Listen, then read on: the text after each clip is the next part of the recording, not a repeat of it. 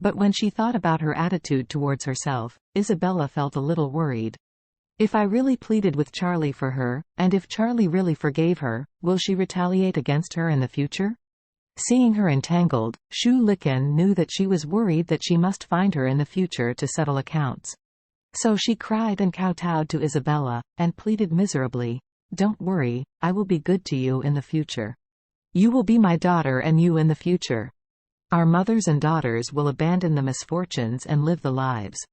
If I turn my face on you, I won't die." Isabella's heart softened, and she couldn't help but look at Charlie. After hesitating for a while, she stammered and said to Charlie, Charlie. "Oh no. Mr. Wade." Charlie looked at her, interrupted her, and said in a cold voice, "I know what you are going to say, but I want to tell you that it is no longer between you and her, but between me and her. It's useless for you to beg for things, between me and her. I won't give you this face, nor can I give her a chance." Isabella was frightened by Charlie's decisive attitude. At the same time, she also realized that Charlie could not give her this face.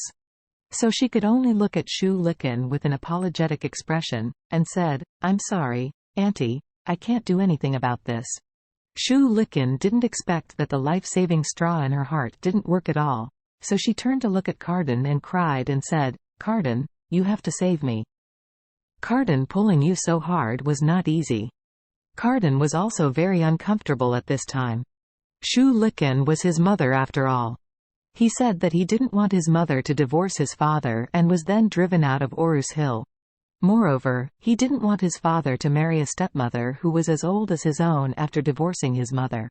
So, he bit his head and knelt down to Charlie, begging, "Charlie, Mr. Wade, please give our mother another chance. She will definitely change in the future."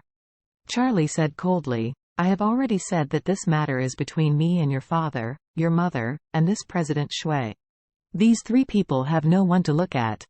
They repeatedly ridiculed me, and even threatened me to kill me. Do you think you can solve these problems by kneeling? We only met today for the first time. Do you think you have such a great face?" At this time, Harbin gave Carden a hand and blurted out, "Are you stupid, Carden? You still dare to disobey Mr. Wade at this time? Shut up." At this time, Harbin was gloating at misfortune on the one hand, and feeling a little scared on the other. He was gloating because he was very upset with Shu Liken a long time ago. His aunt relied on his own family to have a little money, looked down upon him in various ways, and ridiculed him repeatedly. Now she ended up like this.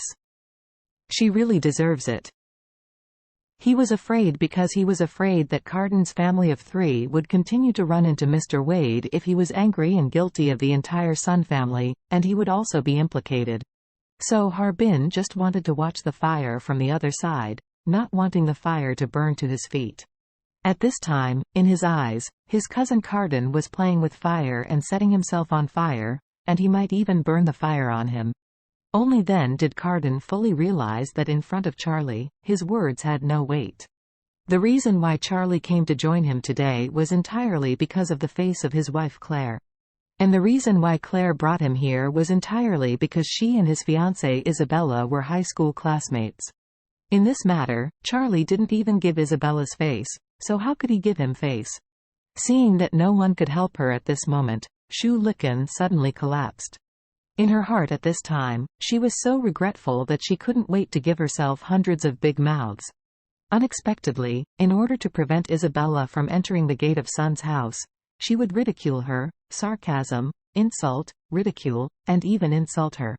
But in the end, she became the one who was about to be kicked out of the Sun family. This is really ironic. If she had known today and killed her, she would not have done such a thing. She couldn't help asking herself, Shu Liken, why do you have to get along with this Isabella? She's all right now, I've gotten into big trouble. If I divorced Sun Dewang today and got kicked out of Orus Hill, how can I live my life in the future? Charlie looked at the time at this time, and said impatiently, if you delay any longer, it will be almost 11 o'clock. Is this marriage still going to end? Hearing this, Orville suddenly scolded Shu Liken in a cold voice.